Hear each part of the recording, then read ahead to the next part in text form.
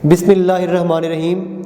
मैं डॉक्टर गुलाम हुसैन और आप लोग केमिस्ट्री एंट्री टेस्ट की तैयारी के लिए part 1 chemistry part 1 chapter number 1 से स्टार्ट करने जा रहे हो। तो सबसे पहले मैं आप लोगों को बता रहा हूँ कि केमिस्ट्री है क्या। तो वेरी फर्स्ट इज़ आप पढ़ते हो अबाउट कंपोजिशन ऑफ मैटर, आप पढ़ते हो about properties of matter, then structure of matter, then changes in matter and laws those govern on these changes। तो आप इसे केमिस्ट्री कहते हो। इसके बाद अगर आप लोग इसको एक्सप्लोर करना चाहते हो तो साइंटिस्ट ने कहा कि matter, everything in the universe is made by matter. तो साइंटिस्ट ने जब खोज निकाली तो उन्होंने कहा कि सबसे छोटा ज़र्रा एटम होता है। तो एटम क्या है, मैं आप लोगों को एटम के बारे में मुख्तसर बता रहा हूँ। That smallest particle of matter that take part in a chemical reaction और मे एग्जिस्ट इंडिपेंडेंटली और मे नॉट एग्जिस्ट इंडिपेंडेंटली। तो कौन है जो इंडिपेंडेंट एग्जिस्ट करते हैं? जिनका वैलेंस शेल कंप्लीट होता है, जैसे डुप्लेट या ऑक्टेट। हीलियम, तमाम नोबल गैसेस अपने डुप्लेट और ऑक्टेट रूल को फॉलो करती हैं। जैसे हीलियम का डुप्लेट रूल कंप्लीट हो रहा है, नियॉन इसका ऑक्टेट रूल कंप्लीट हो रहा है। तो ये तो आज़ादाना तौर पर एग्जिस्ट करेंगे, लेकिन कुछ ऐसे भी हैं जो इंडिपेंडेंट एग्जिस्ट नहीं करते। जैसे हाइड्रोजन के पास सिर्फ एक इलेक्ट्रॉन है तो ये अपना डुप्लेट फुलफिल नहीं कर रहा। ऐसे ही कार्बन के पास 6 इलेक्ट्रॉन है, पहले शेल में 2 और दूसरे में 4, ऑक्टेट पूरा नहीं हो रहा। नाइट्रोजन का भी पूरा नहीं हो रहा।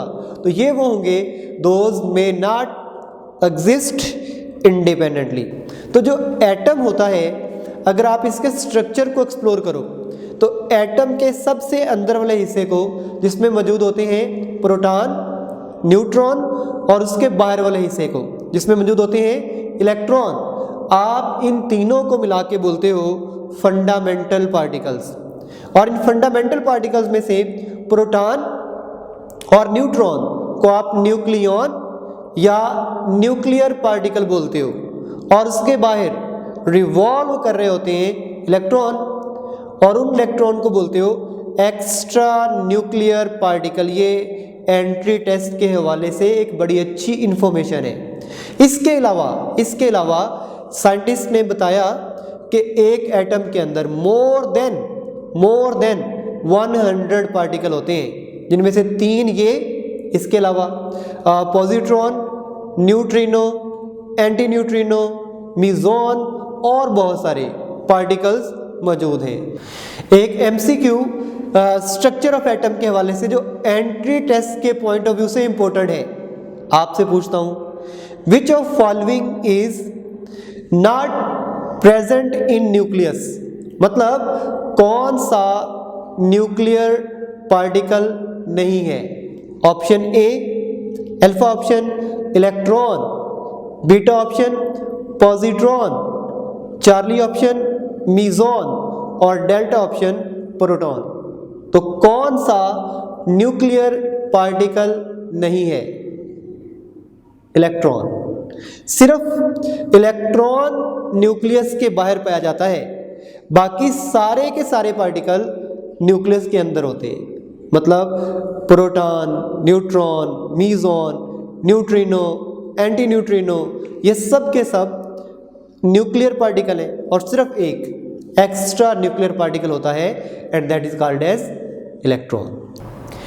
एटम के अंदर सिंबल से हम उसके एटॉमिक नंबर को और मैस नंबर को लिखते हैं। ये नीचे जो लिखा होता है किसी एटम के, वो उसका एटॉमिक नंबर होता है और ऊपर उसका मैस नंबर होता है।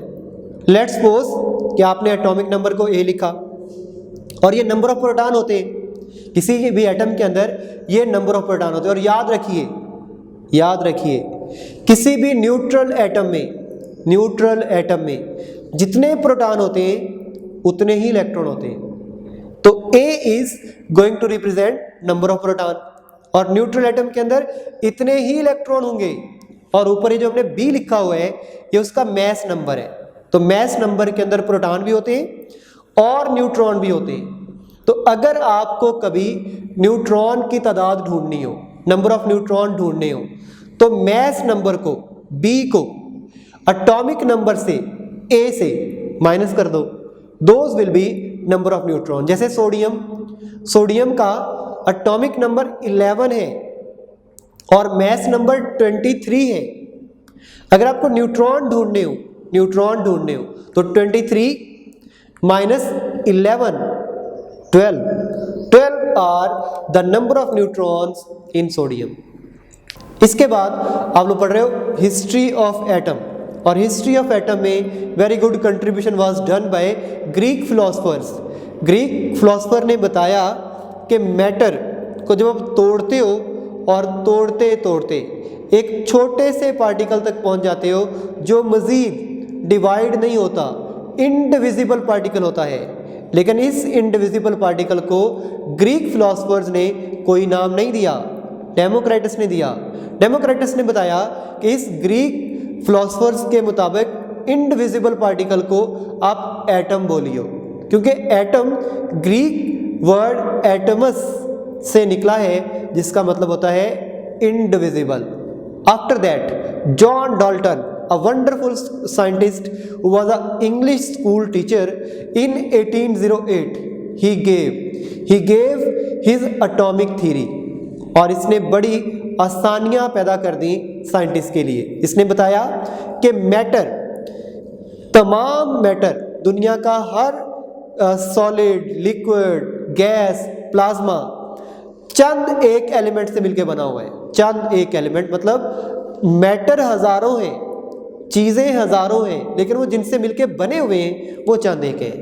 इसके अलावा ही also give law of conservation of mass, कि कभी मैस क्रिएट नहीं होता ना ही डिस्ट्रॉय होता है, अलबत्ता मैस एनर्जी और एनर्जी मैस में कन्वर्ट होते रहते हैं। इसी तरह he gave law of definite proportion, मतलब जब चीज़ें बनती हैं तो उनके दरमियान एक ख़ास तनासब होता है। जैसे अगर आप हाइड्रोजन और ऑक्सीजन को मिलाओ तो वाटर बनता है, लेकिन वाटर में एक O है।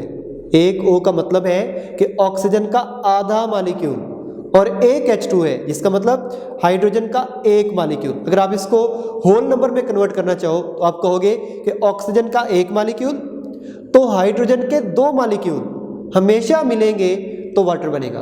That is the law of definite proportion. इसके बाद बर्ज़िलियस, he was also a wonderful scientist, he gave simple system to element। आज आप हाइड्रोजन को सिर्फ H लिखते हो, आपको फौरन समझ आ जाती है। ऑक्सीजन को सिर्फ O लिखते हो, फौरन समझ आ जाती हो।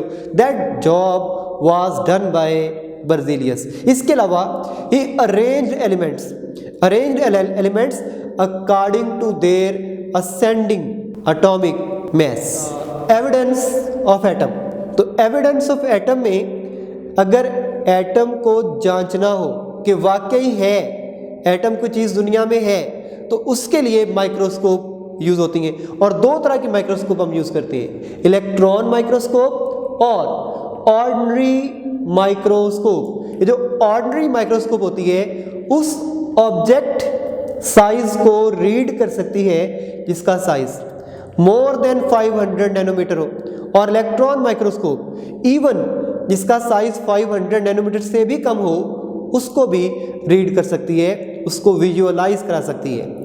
ऑर्डिनरी माइक्रोस्कोप में वाइट लाइट सोर्स के तौर पर यूज होती है। वाइट लाइट, ये MCQ है, वाइट लाइट। जबकि इलेक्ट्रॉन माइक्रोस्कोप में beam of electron that is used. फिर जो ऑर्डिनरी माइक्रोस्कोप है इसकी वेवलेंथ लार्जर होती है, इसका लैम्बडा लार्जर होता है, और इलेक्ट्रॉन माइक्रोस्कोप का लैम्बडा वेवलेंथ स्मॉलर होता है। एंड यू नो, जिसकी वेवलेंथ बड़ी होगी उसकी फ्रीक्वेंसी और एनर्जी कम होगी। इसका मतलब ऑर्डिनरी माइक्रोस्कोप की एनर्जी कम है, मतलब विजुअलाइज करने की पावर, मैग्नीफाई करने की पावर कम है। जबकि इलेक्ट्रॉन माइक्रोस्कोप की वेवलेंथ लैम्डा स्मॉलर है लेकिन एनर्जी ज़्यादा है, मतलब चीज़ों को मैग्नीफाई करके दिखाने की ताकत बहुत ज़्यादा मौजूद होगी। इसके बाद आप पढ़ रहे हो about X-ray analysis of an atom.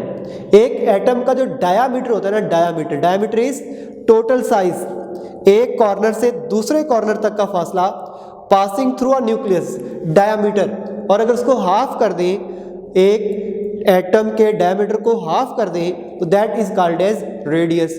तो एक एटम का जो डायामीटर होता है दैट इज 0.2 नैनोमीटर और रेडियस कितना होगा, दैट विल बी 0.1 नैनोमीटर।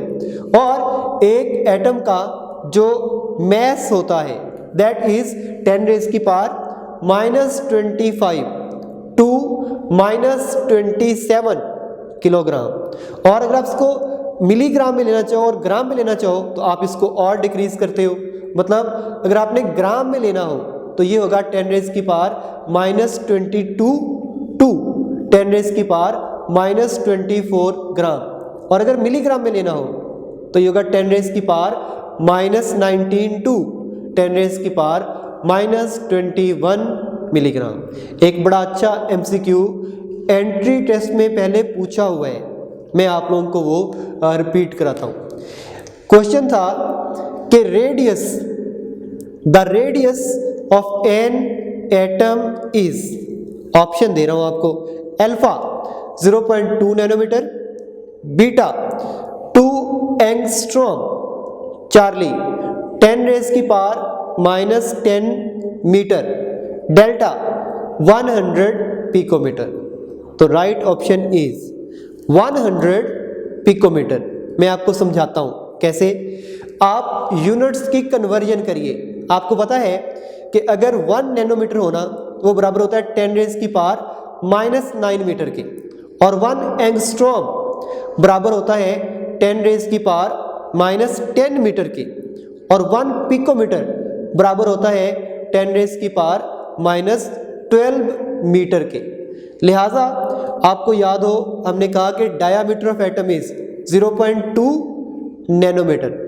इसी को 0.2 नैनोमीटर को अगर आप एंगस्ट्रॉम में कन्वर्ट करो तो ये बनेगा 2 एंगस्ट्रॉम, और अगर इसको पिकोमीटर में कन्वर्ट करो तो ये बनेगा 200 पिकोमीटर। ये है डायमीटर।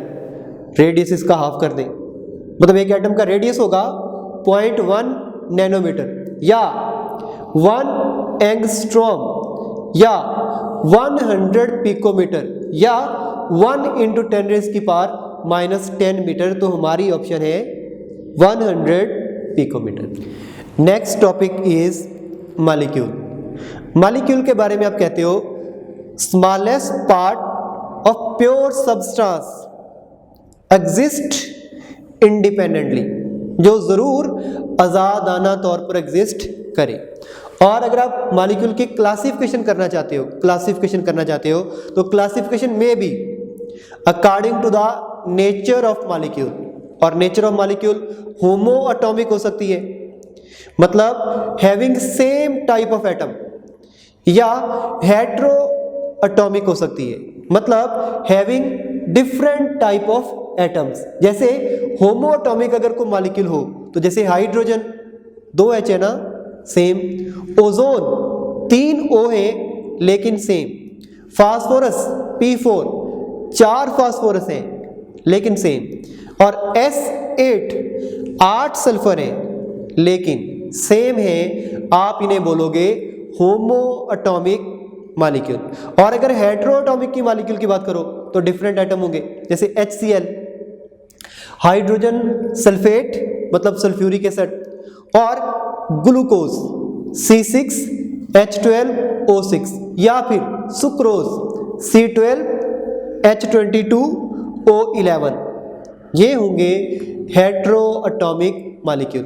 आप मॉलिक्यूल को उसके साइज के हिसाब से भी अरेंज करते हो। कैसे? एक मॉलिक्यूल हो सकता है माइक्रो मॉलिक्यूल, बड़ा छोटा सा, या हो सकता है मैक्रो मॉलिक्यूल, काफी बड़ा। माइक्रो में एग्जांपल है carbon dioxide, hydrogen, helium, even glucose C6H12O6 या सुक्रोज, ये भी छोटे ही मॉलिक्यूल है, बड़े नहीं है। बड़े वो होंगे जिनका मॉलिक्यूलर मास 10,000 ग्राम को क्रॉस कर जाएगा। जैसे आप जानते हो ना, ग्लूकोज का मास तो सिर्फ 180 ग्राम होता है, सुक्रोज का 342 ग्राम होता है। तो ये माइक्रो है, मैक्रो नहीं है। मैक्रो मॉलिक्यूल होंगे बड़े ह्यूज मॉलिक्यूल, जैसे starch having formula of C6H10O5N। N is very important, मतलब N इज अ नंबर हजारों में हो सकते हैं, हजारों में, मतलब आप मॉलिक्यूलर मास को हजारों से मल्टीप्लाई जब करोगे तो ये बहुत बड़ा मॉलिक्यूल होगा, एक ह्यूज मॉलिक्यूल होगा, मैक्रो ह्यूज। इस तरह हीमोग्लोबिन, और हीमोग्लोबिन एक ऑक्सीजन कैरियर है इन ब्लड, और इसकी एटॉमिसिटी होता है number of atoms in a molecule, 10,000 है, 10,000। और ये बड़ा अच्छा एमसीक्यू है, वो पूछ लेता है कि हीमोग्लोबिन के अंदर कौन कौन से एटम्स हैं, तो आपको इसके एटम कम से कम याद होने चाहिए। जैसे कार्बन है, हाइड्रोजन है, ऑक्सीजन है, नाइट्रोजन, सल्फर, आयरन। और ये भी पूछ सकता है कि कितने आयरन होते हैं, 4 iron are present in haemoglobin, इसीलिए इसे हीम ग्रुप भी बोलते हैं। हीम इज फॉर आयरन, और 8 सल्फर के एटम होते हैं।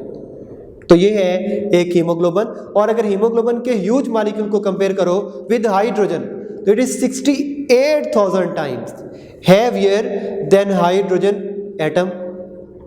और इतने बड़े मॉलिक्यूलर मास को अगर आप किससे कंपेयर करो, बड़े अच्छी एमसीक्यू पूछे जाते हैं। अगर आप कंपेयर करो, आपसे क्वेश्चन पूछा जाए कि how many times haemoglobin is heavier than hydrogen molecule, H2 molecule, तो अगर आप H2 मॉलिक्यूल से कंपेयर करो तो option A 68,000, option B 34,000, option C 17,000 और ऑप्शन डी 128,000। तो राइट ऑप्शन इज 34,000। वो कैसे? आपने अगर ऐसे कंपैरिजन करना हो, जिससे कंपेयर करना हो उसका मॉलिक्यूलर मास ऊपर आएगा, और जिसको कंपेयर करना हो उसका मॉलिक्यूलर मास नीचे आएगा। जैसे जिससे कंपेयर करना है, हीमोग्लोबिन से करना है ना, तो हीमोग्लोबिन का मॉलिक्यूलर हाइड्रोजन से 68,000 टाइम बड़ा है, ऊपर आ जाएगा। और H2 मॉलिक्यूल H एटम से 2 टाइम बड़ा है, तो 2 नीचे आ जाएगा। तो 68,000 over 2, that is 34,000 times heavier than hydrogen molecule. इसी तरह अगर आपसे पूछ लिया जाए कि हीलियम से कितना बड़ा है, हीमोग्लोबिन का मॉलिक्यूल हीलियम से कितना बड़ा है, तो आपने हीमोग्लोबिन के मॉलिक्यूलर मास को ऊपर रखना है, वो है 68,000 times heavier than hydrogen atom, और नीचे लिखना है हीलियम को, और हीलियम हाइड्रोजन से 4 गुना बड़ा है, तो नीचे आ जाएगा 4। Hence it is 17,000 times heavier than mass of helium। Haemoglobin helium के मॉलिक्यूल से 17,000 टाइम्स बड़ा होगा। हाँ जी, अगर पूछा जाए कि विच of following is 3400 times lighter than haemoglobin, तो अब आप क्या कहोगे? मतलब 3400 टाइम्स लाइटर कौन सा है? तो आप नियॉन को देखिए। अगर आप हीमोग्लोबिन का ऊपर 68,000 टाइम लिखते हो, तो नियॉन हाइड्रोजन से 20 टाइम लार्जर है, तो नीचे 20 लिखो, तो that is 3400 time lighter than haemoglobin. In other word, haemoglobin is 3400 times larger than neon molecule. और इसके अलावा आप मॉलिक्यूल की डिस्ट्रीब्यूशन करते हो, उसकी क्लासिफिकेशन करते हो according to its atomicity. Atomicity is number of atoms in a molecule. एक मॉलिक्यूल मोनोएटॉमिक हो सकता है, हैविंग ओनली वन मॉलिक्यूल, जैसे helium, neon, argon, krypton, xenon, तमाम नोबल गैसेस, या डाईएटॉमिक हो सकता है, हैविंग 2 एटम्स, जैसे हाइड्रोजन, ऑक्सीजन, नाइट्रोजन, ये सारे होमोटॉमिक है, या कार्बन मोनोऑक्साइड HCl, ये दोनों हेट्रोटॉमिक है, या फिर ट्राईएटॉमिक हो सकता है, जैसे ओजोन, जैसे water, carbon dioxide, nitrogen dioxide, sulphur dioxide, या टेट्राटॉमिक हो सकता है P4, फास्फोरस, या एल्यूमिनियम क्लोराइड, या अमोनिया, या सल्फर ट्राइऑक्साइड, ये तमाम के तमाम टेट्रा एटॉमिक मॉलिक्यूल हैं। फिर ऑक्टा एटॉमिक हो सकता है, मतलब 8 एटम्स हों जिनके मॉलिक्यूल के अंदर, जैसे S8 और जैसे H3PO4। अब मैं आपसे एक MCQ पूछता हूँ कि atomicity of sulphuric acid is option A 4, option B 6, option C 7, option D 8। तो आप गिन लो ना, H2SO4 के अंदर 2 हाइड्रोजन है, 1 सल्फर है, 3 और 4 ऑक्सीजन है, तो 7 is the atomicity of sulphuric acid.